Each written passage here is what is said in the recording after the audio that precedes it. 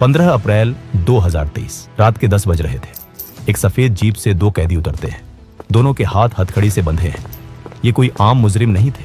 Media के लोग mic लेकर उनकी तरफ दौड़ते हैं। सवाल पूछे जाते हैं और तभी गोलियों की वो तड़तड़ाहट जिसने सिर्फ 9 सेकंड में पूरे भारत को सन्न कर दिया। 3 नौजवान शूटर्स जिन्होंने पुलिस के कड़े घेरे को तोड़कर भारत के सबसे खूंखार माफिया सरगना अतीक अहमद और उसके भाई अशरफ के सिर में सटाकर गोली मार दी थी। कैमरे में कैद हुई ये हत्या एक झटके में अंजाम दी गई। इस घटना ने पूरे देश को हिला डाला।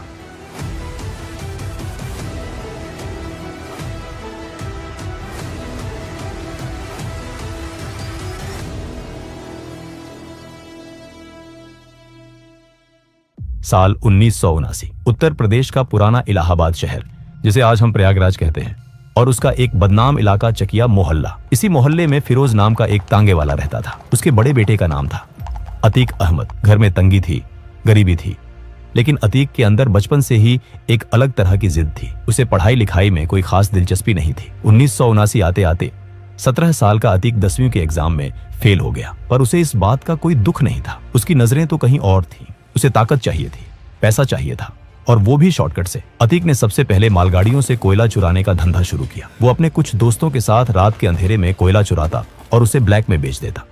इसी चोरी चकारी के बीच अतीक के हाथों पहली बार खून हुआ। उसके खिलाफ एक हत्या का मुकदमा दर्ज हुआ।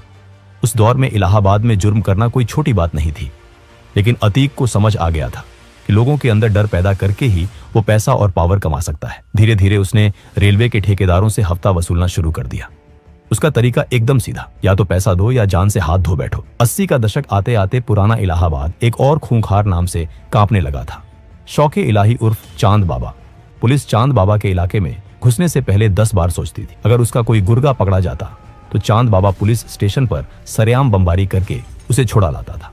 अतीक शुरुआत में चांद बाबा को अपना उस्ताद मानता था। उसे देखकर ही उसने जुर्म के तरीके सीखे थे। 1985 आते आते अतीक चांद बाबा का सबसे वफादार और खतरनाक शूटर बन चुका था। अपहरण, रंगदारी, कत्ल, अतीक हर काम में माहिर था। इसी बीच उत्तर प्रदेश में 1985 में वीर बहादुर सिंह की सरकार बनी।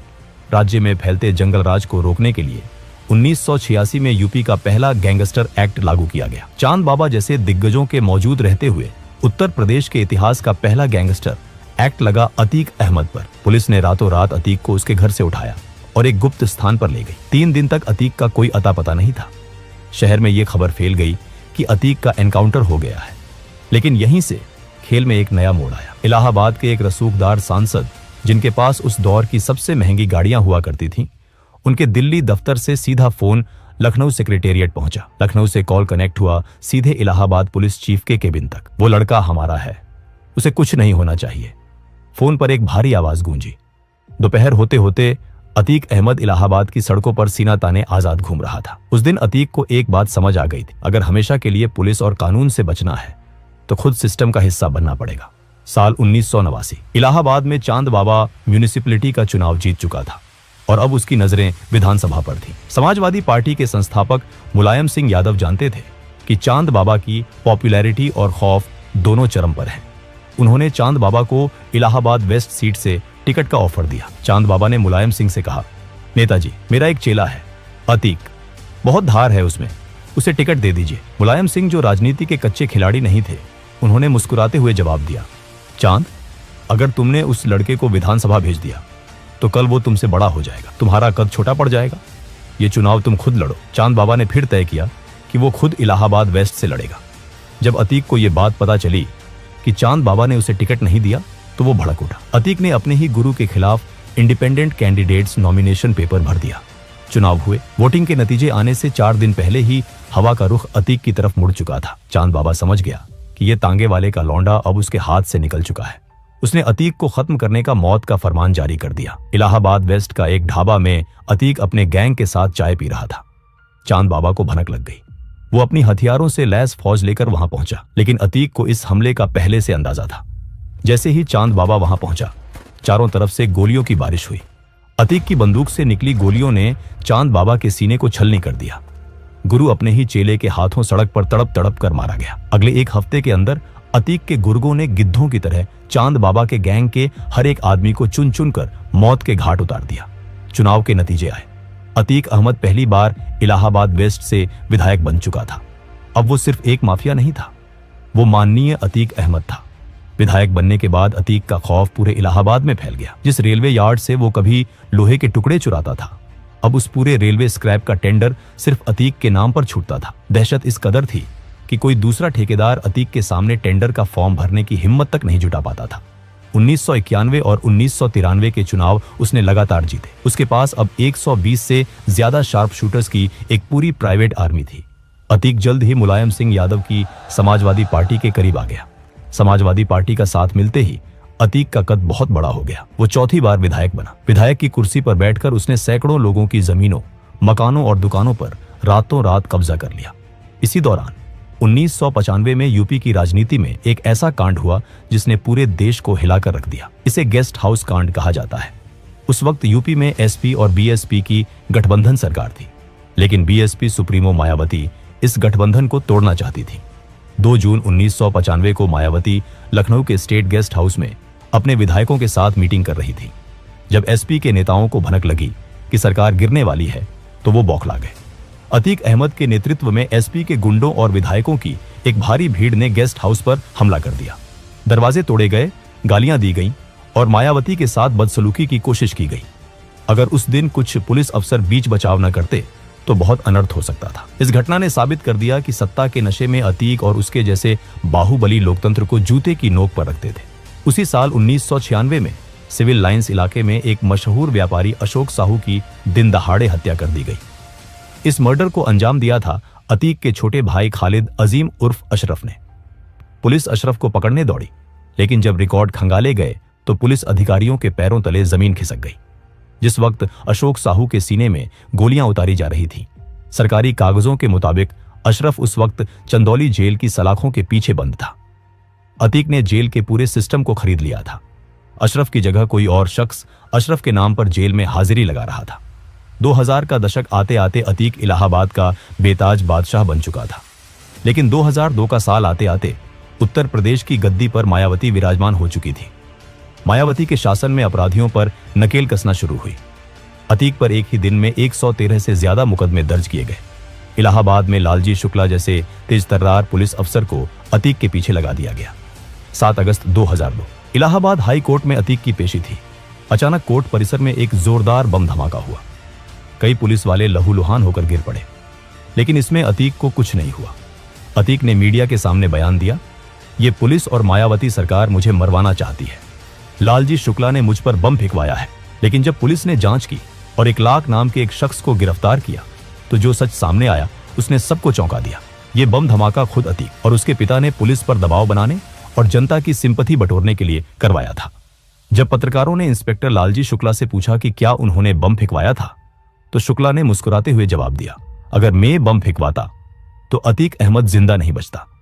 इसके बाद 2004 के लोकसभा चुनाव में मुलायम सिंह यादव ने अतीक को फूलपुर सीट से टिकट दे दिया, जिस सीट से कभी पंडित जवाहरलाल नेहरू चुनाव जीतकर देश के प्रधानमंत्री बने थे। उसी सीट से अब एक ऐसा इंसान चुनाव लड़ रहा था जिसके ऊपर हत्या और अपहरण के दर्जनों केस थे। अतीक ये चुनाव लगभग 64,000 वोटों से जीत गया। वो अब सांसद था। सांसद बनने के बाद इलाहाबाद वेस्ट की उसकी विधायक वाली सीट खाली हो गई। अतीक ने सोचा कि वो दिल्ली में बैठकर राज करेगा और इलाहाबाद की सीट अपने छोटे भाई अशरफ को दे देगा। उसने अशरफ को उस सीट से उपचुनाव में उतार दिया, लेकिन यहीं से अतीक की बर्बादी की स्क्रिप्ट लिखी जानी शुरू हुई। अशरफ के खिलाफ बीएसपी ने एक युवा नेता को टिकट दिया, जिसका नाम था राजू पाल। राजू पाल खुद कोई दूध का धुला नहीं था, वो एक हिस्ट्री शीटर था। कभी राजू अतीक के ही गैंग के लिए काम करता था, लेकिन उसमें एक बात थी, वो अतीक से डरता नहीं था। जब उपचुनाव के नतीजे आए तो अतीक के पैरों तले से जमीन खिसक गई। उसका भाई अशरफ बीएसपी के राजू पाल से चुनाव हार गया। ये अतीक के लिए सिर्फ एक हार नहीं थी, ये उसके गुरूर पर एक तमाचा था। जिस इलाहाबाद में लोग उसके नाम से थरथर कांपते थे, वहां कोई उसके भाई को कैसे हरा सकता है। अतीक को लगा कि अगर उसने राजू पाल को नहीं हटाया तो शहर से उसका खौफ खत्म हो जाएगा। 25 जनवरी 2005 राजू पाल अपनी गाड़ी से जा रहे थे, तभी अतीक के शूटरों ने भरे बाजार उनकी गाड़ी को घेर लिया और AK-47 से गोलियों की बारिश कर दी। राजू पाल के शरीर में 19 गोलियां उतारी गईं। उसके समर्थक उसे लहूलुहान हालत में ऑटो में डालकर अस्पताल की तरफ भागे। 5 किलोमीटर के उस रास्ते में 4 पुलिस स्टेशन पड़ते थे।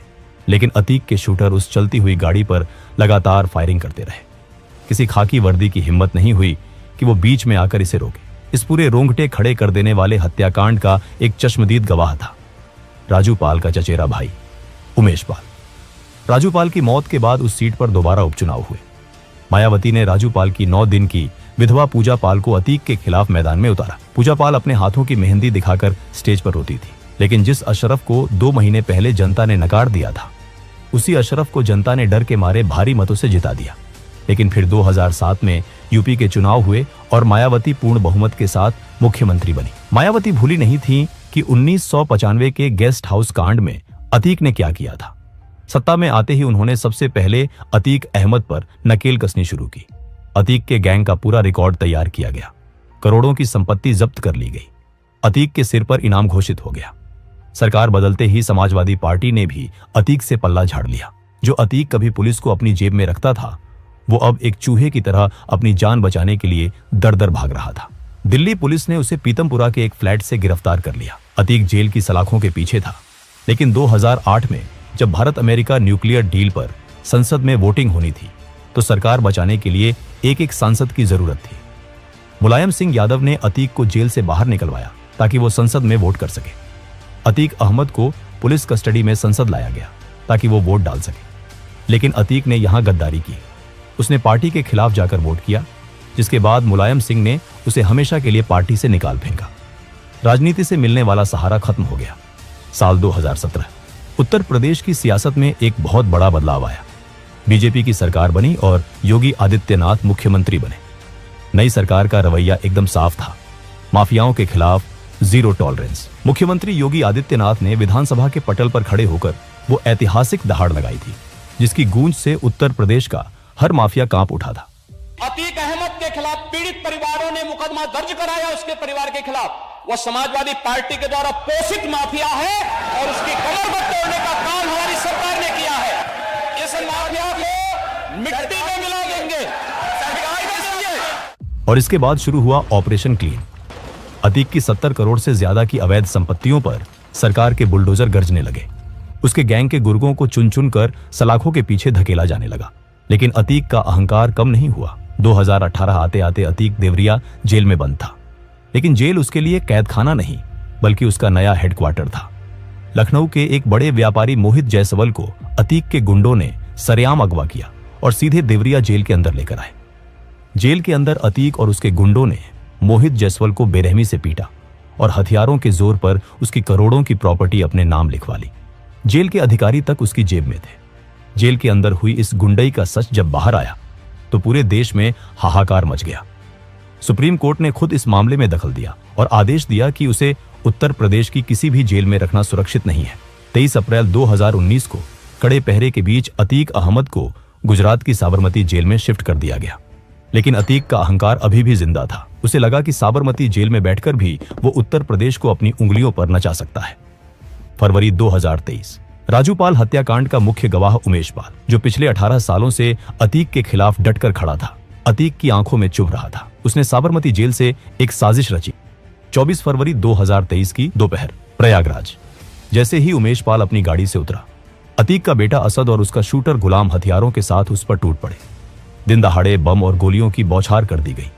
उमेश पाल और उसकी सुरक्षा में लगे 2 पुलिसकर्मियों को मौत के घाट उतार दिया गया। इस पूरे हमले का वीडियो सीसीटीवी में कैद हो गया, जिसने पूरे देश को झकझोर दिया। अतीक ने सोचा था कि वो 2005 की तरह फिर से खौफ पैदा कर देगा और कोई गवाह नहीं बचेगा, लेकिन वो भूल गया था कि अब 2005 नहीं, 2023 चल रहा है और यूपी में सरकार बदल चुकी है। इस घटना के बाद पुलिस और एसटीएफ ने वो तांडव किया जिसकी उम्मीद अतीक ने सपने में भी नहीं की होगी। अतीक के पूरे गैंग को चुन चुन कर निशाना बनाया जाने लगा। कुछ ही हफ्तों में एसटीएफ ने एक एनकाउंटर में अतीक के बेटे असद को मार गिराया। जब साबरमती जेल में अतीक को पता चला कि उसका बेटा मारा गया है, तो वो फूट फूट कर रोया। जो माफिया कभी अदालतों में मूंछों पर ताव देता था, वो साबरमती से प्रयागराज लाए जाते वक्त पुलिस वैन में फूट फूट कर रो रहा था। 28 मार्च 2023 को कोर्ट ने एक पुराने अपहरण मामले में अतीक को उम्र कैद की सजा सुनाई। अपनी पूरी जिंदगी में अतीक पहली बार किसी मामले में कानूनी रूप से सजा पा रहा था। 15 अप्रैल 2023 की वो रात प्रयागराज का कॉल्विन अस्पताल। अतीक अहमद और उसके भाई अशरफ को मेडिकल चेकअप के लिए लाया गया था। दोनों के हाथों में हथकड़ी थी। मीडिया का जमावड़ा लगा था। लाइव कवरेज चल रही थी। पत्रकार अतीक से उसके बेटे के जनाजे में न जा पाने को लेकर सवाल कर रहे थे। अतीक जी, आप अपने बेटे असद के जनाजे में नहीं जा पाए, कुछ कहेंगे? अतीक ने निराशा भरी आवाज में जवाब दिया, नहीं ले गए तो नहीं गए। ये अतीक के मुंह से निकले आखिरी शब्द थे। उसी पत्रकारों की भीड़ में प्रेस का फर्जी आईडी कार्ड गले में डाले, हाथ में माइक लिए 3 नौजवान लड़के आगे बढ़े और लगातार अतीक और अशरफ के ऊपर फायरिंग की। 40 साल से उत्तर प्रदेश को डराने वाला वो बाहुबली धड़ाम से जमीन पर गिर पड़ा। अगले 10 सेकंड के अंदर उन 3 लड़कों ने 18 राउंड फायरिंग की। 9 गोलियां अतीक को लगी और 4 अशरफ को। लाइव टीवी पर पुलिस की मौजूदगी में देश के सबसे खूंखार बाहुबलियों में से एक का अंत हो चुका था। गोली चलाने वाले उन तीनों हथियारों ने भागने की कोशिश नहीं की। उन्होंने तुरंत हथियार डाल दिए और पुलिस के सामने सरेंडर कर दिया। जब उनसे पूछताछ हुई तो उनका कहना था कि वो अतीक के गैंग का सफाया करके क्राइम की दुनिया में अपना नाम बनाना चाहते थे। आज वो तीनों जेल की सलाखों के पीछे हैं और मामले की जांच चल रही है। लेकिन क्या यह सच था? क्या ये तीनों सिर्फ मोहरे थे? पूछताछ में अतीक ने कई पॉलिटिशियंस, बड़े बिल्डर्स और भ्रष्ट अधिकारियों के राज्य खोलने की धमकी दी थी। क्या उनमें से किसी ने अपने राज्य दफन करने के लिए अतीक को हमेशा के लिए खामोश कर दिया? यह सवाल आज भी हवा में तैर रहा है। जांच एजेंसियों की चार्जशीट में जांच के दौरान यह चौंकाने वाला खुलासा हुआ कि अतीक अहमद के तार सीमा पार पाकिस्तान की कुख्यात खुफिया एजेंसी ISI और आतंकी संगठन लश्कर-ए-तैयबा से जुड़े हुए थे। पंजाब के रास्ते ड्रोन से जो हथियार गिराए जाते थे वो अतीक के गैंग तक पहुंचते थे। जिन हथियारों की कंसाइनमेंट सरहद पार से आती थी उसका सीधा इस्तेमाल हमारे ही देश की धरती पर बेगुनाहों का खून बहाने के लिए किया जाता था। दोस्तों, ये थी अतीक अहमद की कहानी। अगर आपको हमारा ये वीडियो पसंद आया हो तो इसे एक लाइक जरूर करें और कमेंट करिए, जरूर बताइएगा कि अगला वीडियो आपको किस टॉपिक पर चाहिए। तब तक के लिए